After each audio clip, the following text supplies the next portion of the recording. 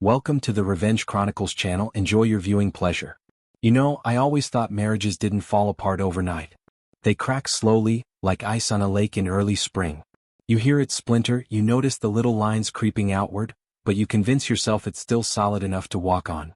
That's how it was with Chrissy and me. We met in our early 20s.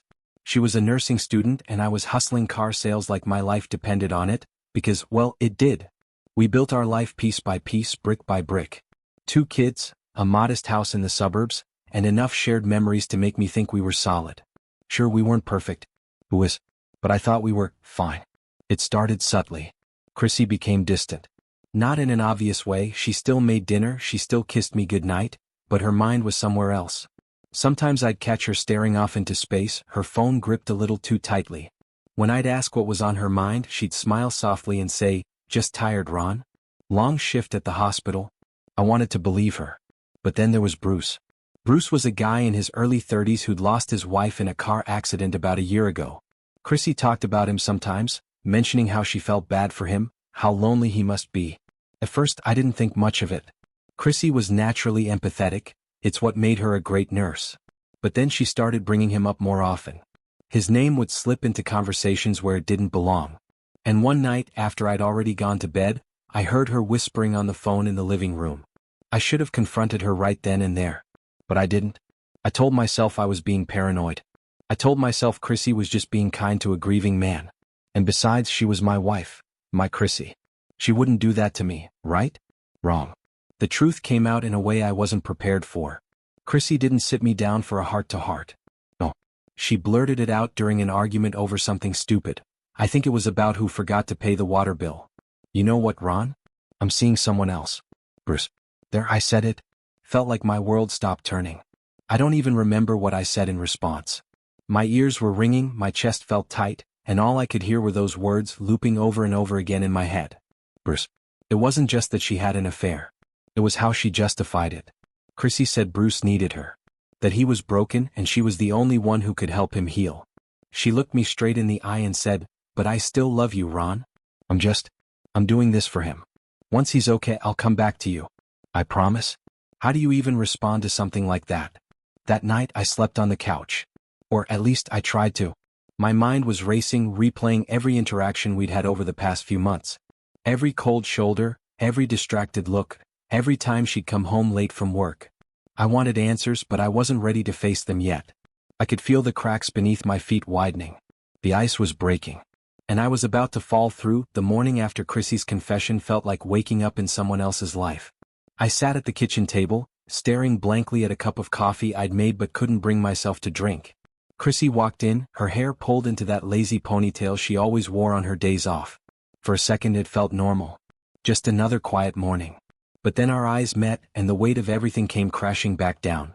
"Ron," she said softly, like she was trying not to spook a wild animal. "We need to talk." I shook my head and pushed the mug away. "Talk about what, Chrissy? About how you're playing Florence Nightingale for Bruce in, what? His bed? His grief must feel real heavy if you have to lie under him to support it." She flinched and for a moment I felt bad. But then I remembered why we were here and the guilt evaporated. "It's not like that," she started, but I cut her off. Don't stand there and insult me by pretending this is noble. You're not helping him, Chrissy. You're cheating on me. On us. On this family." Her face hardened. "You think this is easy for me? You think I wanted this to happen? Bruce is broken, Ron. He's lost everything and I'm all he has. I can't just abandon him." "But you can abandon me? You can abandon your kids?" That shut her up. At least for a moment. That day at work was a blur. I couldn't focus. Every time I tried to talk to a customer, I'd lose my train of thought. My boss, Marty, pulled me aside around lunch.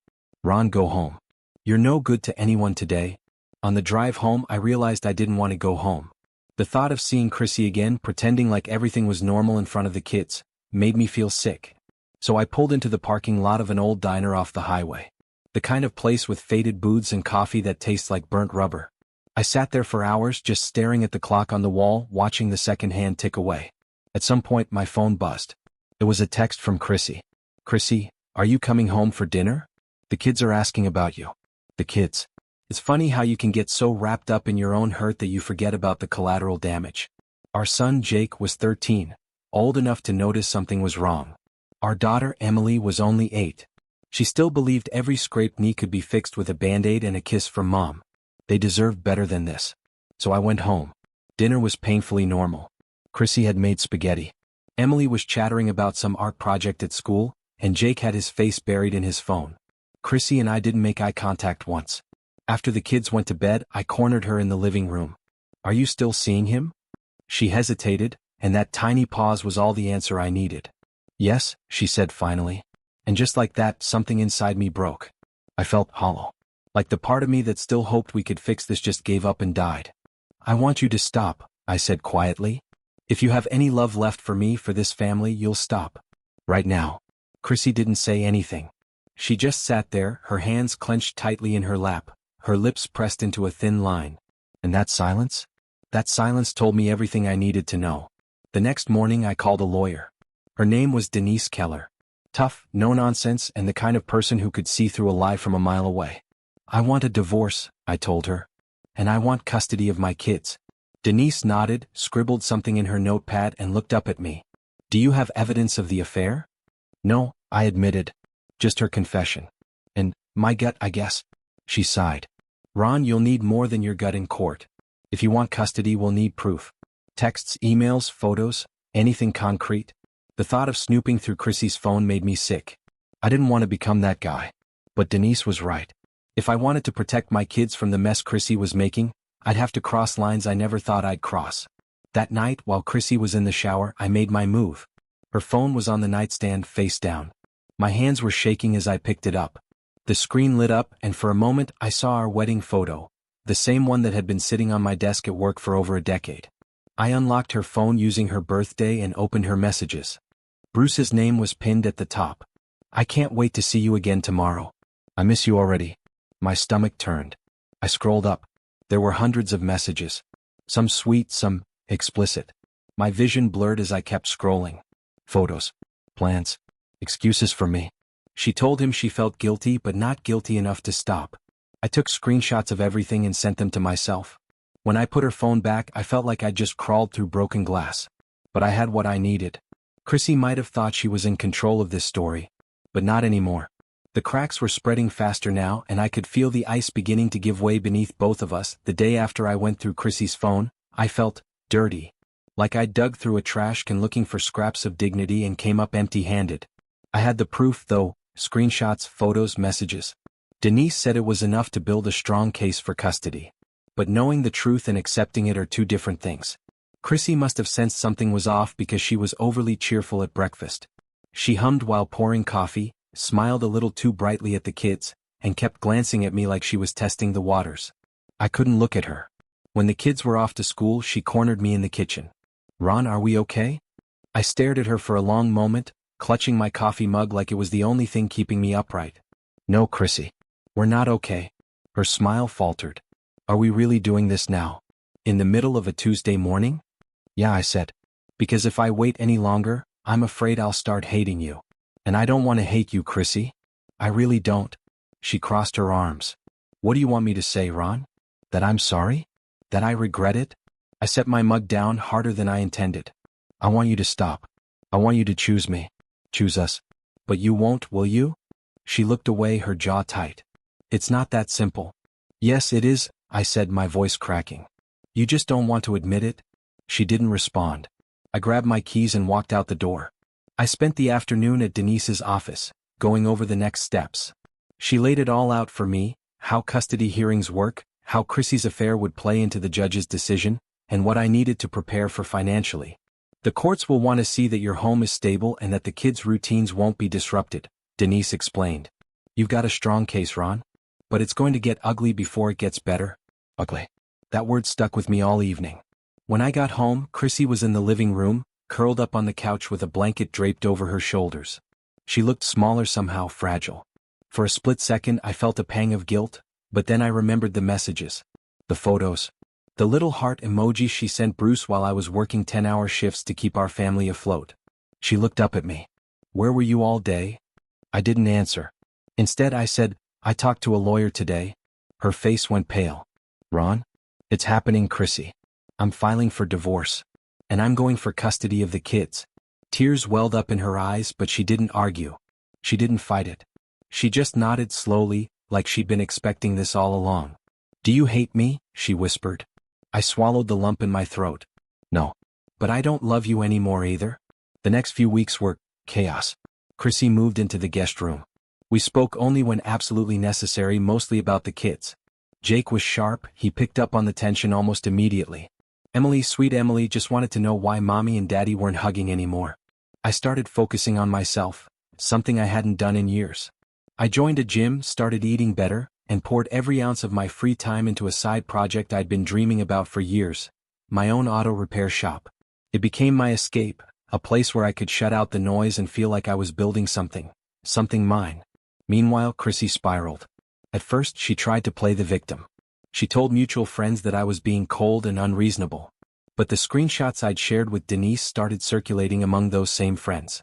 Her little victim narrative unraveled quickly. Then the kids started pulling away from her. Jake refused to talk to her unless it was absolutely necessary. Emily cried when Chrissy tried to pick her up from school, begging to stay with me instead. Chrissy's parents, her own parents, sat her down one evening and confronted her. I wasn't there, but I heard about it later from her dad. She tried to justify it. "Ron," he told me over the phone, "tried to say Bruce needed her more than you did. But we didn't buy it. We raised her better than this." Chrissy and I attended court-ordered counseling, a requirement before finalizing the divorce. Those sessions were some of the most excruciating hours of my life. She'd sit there, arms crossed, occasionally wiping away tears, while the counselor prodded her with gentle questions. "Do you regret your choices, Chrissy?" She'd nod, but her words always felt hollow. One day, after a particularly heated session, I asked her point-blank in the parking lot, "Do you still see him?" She hesitated, and that was enough of an answer for me. A few months later, Bruce left her. I wasn't surprised. Men like him rarely stick around when things get messy. Chrissy tried to reach out to me after he left, an olive branch maybe, but it was too late. The divorce was finalized a few weeks after that. The court awarded me primary custody of Jake and Emily. Chrissy was given visitation rights, but even those felt hollow. The kids didn't want to go with her. It was over. Our marriage, our family, it was all gone. But in the ashes of that broken life, I started to rebuild. My auto repair shop started picking up steam. I was getting stronger, healthier. And most importantly, I was becoming the dad my kids needed me to be. Chrissy, on the other hand, was still trying to piece together the remnants of her life. The cracks in the ice had finally given way and she had fallen through. But me? I'd found solid ground. Life after the divorce felt strangely quiet. The house wasn't filled with the usual tension anymore, just the sounds of Jake's video games and Emily singing to herself while coloring at the kitchen table. Chrissy had moved into a small apartment across town. The kids visited her occasionally, but it was clear they preferred being home with me. I poured everything into my auto repair shop. Early mornings, late nights. Slowly it started to thrive. For the first time in years, I felt proud of myself. Chrissy, on the other hand, wasn't doing well. I'd hear things from mutual friends, how she was drinking more, how Bruce had left her high and dry. Even her parents had started pulling away. One evening, Jake came into the garage while I was working on an old Chevy. "Dad, is Mom ever coming back home?" I wiped my hands on a rag and knelt in front of him. "No, buddy. But that's okay. We're gonna be just fine, you and your sister." I promise. And I meant it. For the first time in a long while, I actually believed it. Months passed and life settled into something that almost felt normal. Jake started opening up again, laughing at my lame dad jokes. Emily would snuggle up next to me on the couch during movie nights, her tiny hand clutching mine. Chrissy's visits with the kids grew less frequent. Sometimes she'd cancel at the last minute, claiming she wasn't feeling well. I stopped asking questions. It wasn't my problem anymore. One afternoon, while closing up the shop, a woman walked in. She was dropping off her car for repairs, a busted alternator. Her name was Sarah. She had kind eyes and a warm smile, the kind that makes you feel seen. Over the weeks, she'd stop by to check on her car, always bringing coffee or muffins for the guys in the shop. Eventually, I asked her out for dinner. It wasn't anything grand, just burgers and fries at a diner downtown, but it felt easy, simple. Like breathing fresh air after being underwater for too long. When I dropped her off at her house, she said, "Ron, you deserve to be happy, you know?" For the first time in years, I believed her. Sarah and I started seeing each other regularly.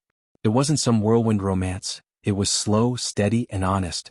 She wasn't trying to fill a void or fix me. She was just there, and that was enough. The kids took to her naturally. Emily adored her, always asking when Miss Sarah would come over. Jake was more reserved at first, but I'd catch him cracking a smile when Sarah joked with him about his favorite video games. One evening, Sarah joined us for dinner at home. We sat around the table eating spaghetti, laughing about something silly Emily said. For a moment I just stopped and looked at Jake, Emily, and Sarah. For the first time in years the house felt warm. Later that night, after the kids were in bed, Sarah and I sat on the porch. "Ron," she said softly, "are you happy?" I thought about it. About everything, Chrissy's betrayal, the sleepless nights, the wreckage of what was once my life. And then I thought about this moment, right here. "Yeah," I said. "I think I am." Sarah smiled, and we sat there in the quiet, the night air cool and still. It wasn't perfect. It wasn't easy. But it was real. And for me that was enough. Things with Sarah were going well, better than I ever expected. But Chrissy was still a shadow in the corner of our lives. She started missing more visits with the kids, and when she did show up, she looked worn out. Dark circles under her eyes, her clothes wrinkled, her smile forced. One Friday evening, Chrissy showed up unannounced at my front door. I opened it to find her standing there, clutching her purse with trembling hands. "Ron, can we talk?" I hesitated, but then nodded and stepped aside. We sat in the living room. She wouldn't meet my eyes. "I messed up," she said, her voice barely above a whisper. "I thought Bruce. I thought he needed me. But he left. Everyone's left." I didn't say anything. What was there to say? She wiped at her eyes and finally looked up at me. Do you think there's any way we could?" "No," I cut her off, my voice firm but not unkind. "Chrissy, that bridge is burned. It's gone." She nodded slowly, tears spilling over her cheeks. "Do you hate me, Ron?" I sighed. "No, I don't hate you. But I don't trust you, and I can't go back to what we were. The kids deserve better. I deserve better." She sat there for a moment before standing up. "Take care of them, Ron. You're a good dad." And then she walked out the door. I watched her leave, feeling a strange mix of sadness and relief. She had made her choices. Now I was living with mine. After Chrissy's visit, something shifted inside me. It felt like the last thread tying me to our past had finally snapped. I wasn't angry anymore. I wasn't even sad. I just let go. The kids noticed it too. Jake started asking fewer questions about his mom. Emily stopped crying on the rare days Chrissy canceled a visit. We were moving forward, one quiet day at a time. Sarah became more involved in our lives. She was careful, never overstepping boundaries with the kids, but they adored her. One Sunday afternoon we were at the park. Emily was on the swings, Jake was tossing a football with me, and Sarah was laughing at something silly Emily said. It felt whole. But closure isn't always clean. Chrissy called me one night, her voice slurred and distant. "Ron, I don't know what I'm doing anymore." I closed my eyes, pinching the bridge of my nose. "Chrissy, you need help. Real help. Not from me, not from Bruce, not from anyone except a professional." She started crying, but I stayed firm. "You need to do this for yourself, Chrissy. And for the kids. But I can't save you." When we hung up I felt empty. But also certain. A few weeks later, Chrissy checked herself into a counseling program. She sent Jake and Emily letters from time to time. Apologies, little updates, reassurances. They seemed to help a little. Meanwhile, Sarah and I kept building our life together. My repair shop was thriving, the kids were happy, and I was starting to feel like myself again. One night, as Sarah and I were cleaning up after dinner, she turned to me. "Ron, do you ever think about her?" "About Chrissy?" I thought about it for a moment before shaking my head. "Not anymore." Sarah smiled softly, and I pulled her into a hug. The past was behind me now. And for the first time in years, the future felt bright. Time has a strange way of softening the edges of pain. Months passed after Chrissy checked into counseling, and the chaos she brought into our lives slowly faded into the background. Jake was doing better in school. His teachers mentioned how much more focused and engaged he seemed. Emily, my little ray of sunshine, had started calling Sarah Miss Sarah, less and just Sarah more. Sarah became a constant in our lives. She wasn't trying to replace Chrissy, and I think that's why the kids felt so comfortable around her. She didn't push, didn't overstep, she was just there. Patient, kind, steady. One night, after the kids were asleep and Sarah and I were sitting on the couch watching some crime documentary, she said something that caught me off guard. "Ron, do you trust me?" I paused, the weight of the question sinking in. Trust wasn't something I handed out easily anymore, not after everything. But when I looked at her, at the way she was watching me with those warm, steady eyes, I realized the answer was simple. Yeah, Sarah. I trust you. She smiled and leaned her head against my shoulder. Chrissy wrote the kids letters every couple of weeks from counseling. They were filled with apologies, little drawings, and promises that she was working hard to get better. Emily kept her letters in a small box under her bed, neatly stacked and tied with a pink ribbon. Jake read them, but his responses grew shorter over time. One Sunday afternoon, Emily asked if we could visit her mom. I hesitated.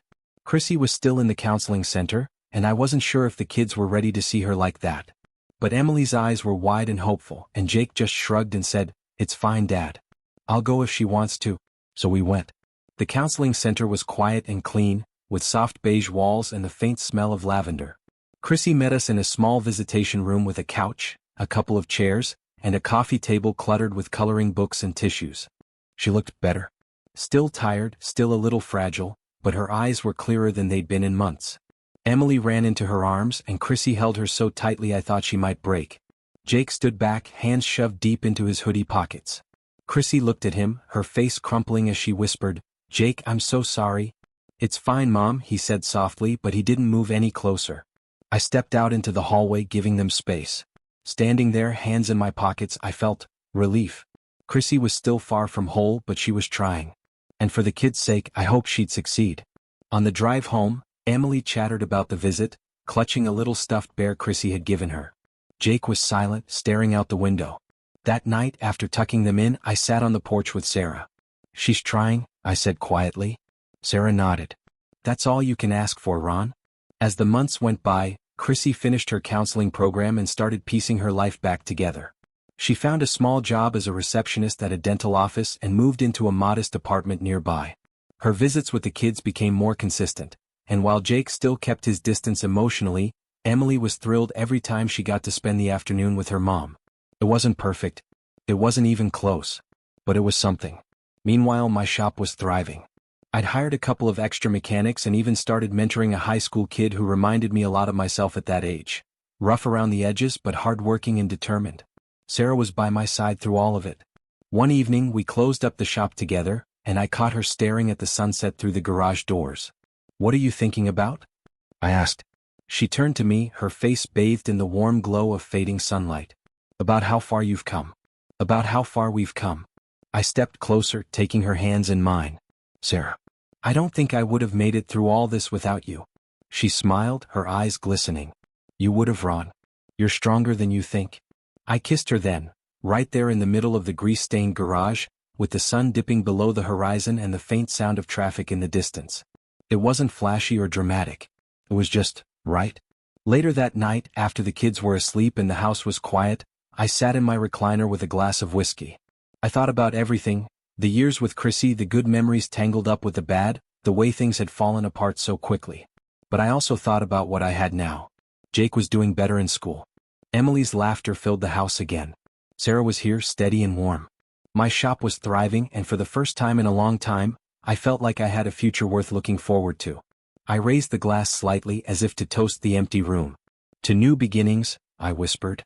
And for once, it didn't feel like a hollow promise. Things were steady. Life wasn't perfect, but it was good. The shop was running smoothly, the kids were settled, and Sarah had become a permanent part of our world. But life has a funny way of throwing curveballs just when you think you've figured it out. It was a Saturday morning when my phone rang. I was under a '96 Ford, grease smeared on my face, when I saw Chrissy's name flash across the screen. I hesitated before answering. "Hello?" Her voice was shaky. "Ron, I need your help." I stepped out from under the car, wiping my hands on a rag. "What's wrong?" "It's Bruce. He showed up at my apartment last night. He was drunk, angry." She stopped, her voice breaking. "He wouldn't leave, Ron. He scared me." I exhaled slowly, my stomach twisting. "Are you okay? Did he hurt you?" "No, but I can't stay here anymore. I don't feel safe." I closed my eyes, pinching the bridge of my nose. "Chrissy, what do you want me to do?" "I don't know. I didn't know who else to call." I told Sarah about the call later that day. We were sitting on the porch while Emily and Jake played in the yard. "What are you going to do?" she asked softly. "I don't know. Part of me wants to tell her it's not my problem anymore, but she's the mother of my kids, Sarah." Sarah nodded, her expression calm. "You're a good man, Ron. Do what feels right. I'll be here." That evening, I drove to Chrissy's apartment. She answered the door with tired eyes, her hair pulled back in a messy bun. The place was small, cluttered, and felt heavy with tension. "Thanks for coming," she said quietly. I stepped inside, glancing around. "Where is he now?" "He left this morning. But I can't shake the feeling he'll come back." I looked at her, really looked at her. Chrissy wasn't the woman I married anymore. She was worn down, like life had wrung her out and left her hollow. "You need to report him, Chrissy. File a restraining order. You can't live like this." She nodded, but I could tell she wasn't convinced.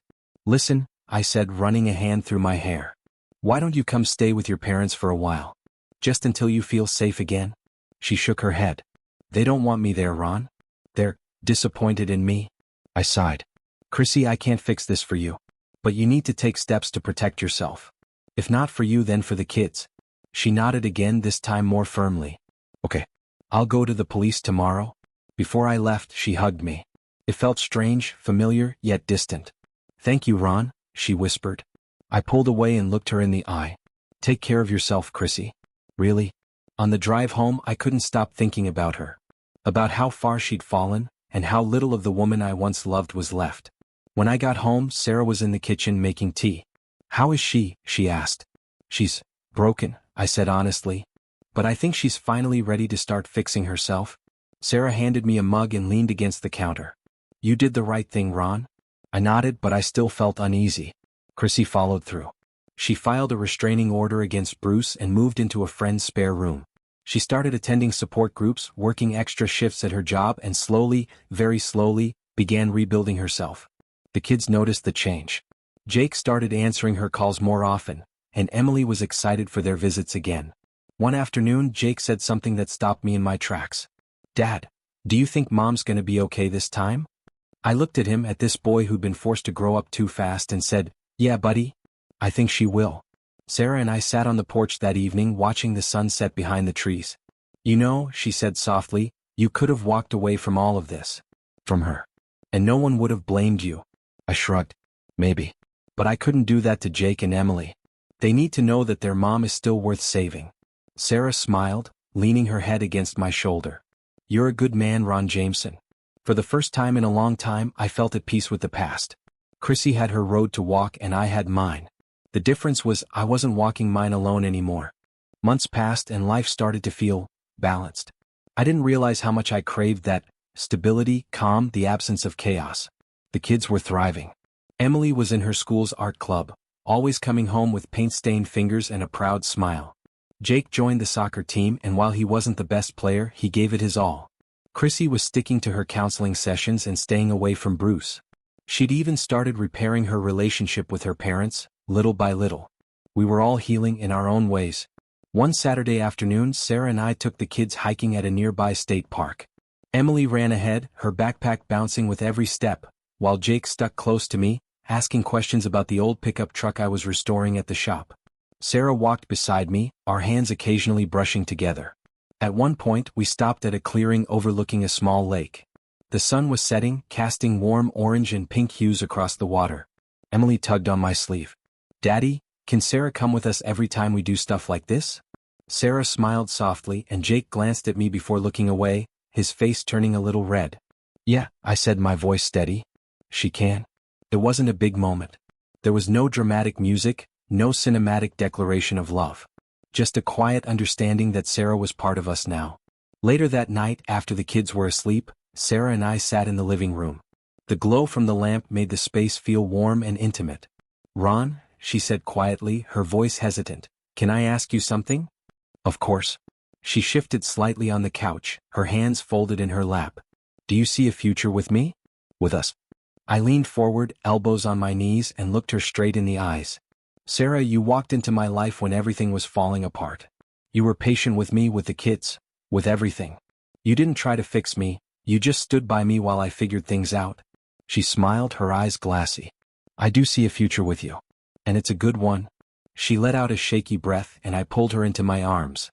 For the first time in a long while, I felt like I wasn't holding on to something broken.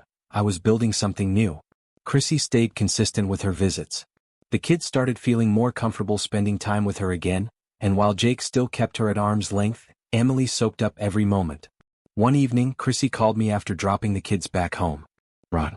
I just wanted to thank you, she said softly. For what? For not giving up on me completely. For not poisoning the kids against me. I know I don't deserve it, but thank you. I leaned against the kitchen counter, staring at the floor. Chrissy, I didn't do it for you. I did it for them. They deserve to love their mom without guilt or shame. She was quiet for a moment before saying, You're a better man than I ever gave you credit for. We hung up, and for the first time since everything fell apart, I felt like Chrissy and I had finally closed that chapter. A few weeks later, Sarah and I took the kids to a family barbecue at her sister's house. It was the kind of gathering I hadn't been a part of in years. Kids running around the yard, the smell of burgers on the grill, someone playing country music from a Bluetooth speaker. At one point, Sarah's brother-in-law handed me a beer and patted me on the back. Sarah's been through a lot, man. But she smiles more since she met you. You've been good for her. I smiled and took a sip of the beer, feeling something warm settle in my chest. When I looked across the yard, I saw Sarah laughing with Emily, her head thrown back, her hair catching the sunlight. Jake was sitting nearby, chatting with Sarah's nephew. It hit me then like a punch to the chest. This was home. Not the physical house we lived in, but these people, this moment, this feeling. Later that evening, as the sun dipped below the horizon and the fire pit crackled in the background, Sarah and I sat side by side on a porch swing.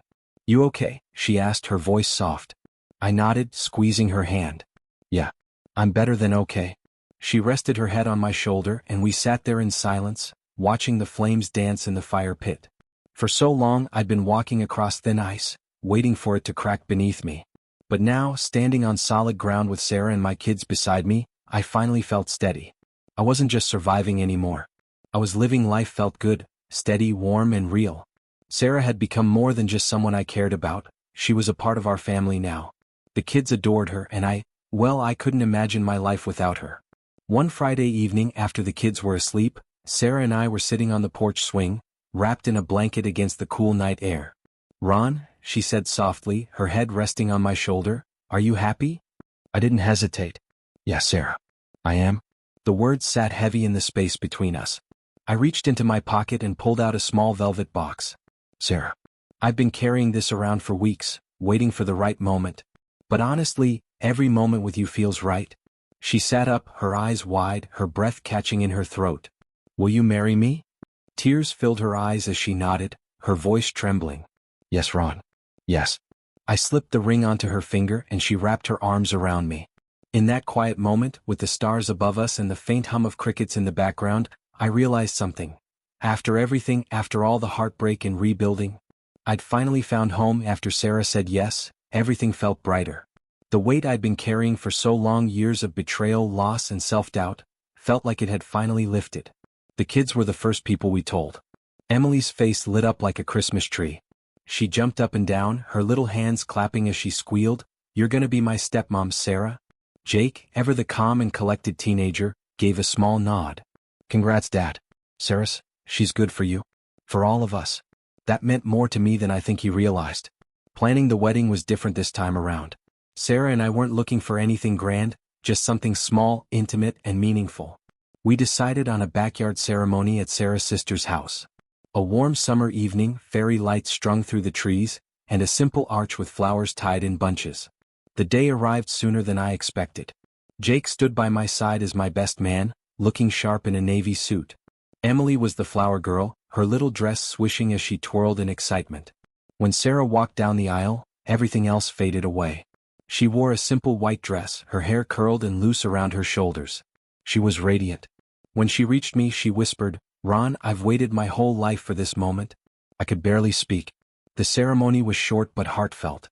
When we exchanged vows, Sarah said, Ron, you've shown me what love looks like when it's patient, steady, and real. You didn't just open your home to me, you opened your heart. And I promise to keep it safe always. My voice cracked when I spoke my vows. Sarah, you walked into my life when everything felt broken, and you helped me find the strength to rebuild. You've given me hope, love, and a reason to believe in forever again. I promise to love you, protect you, and stand by your side no matter what. When the officiant said, You may kiss the bride, I didn't hesitate.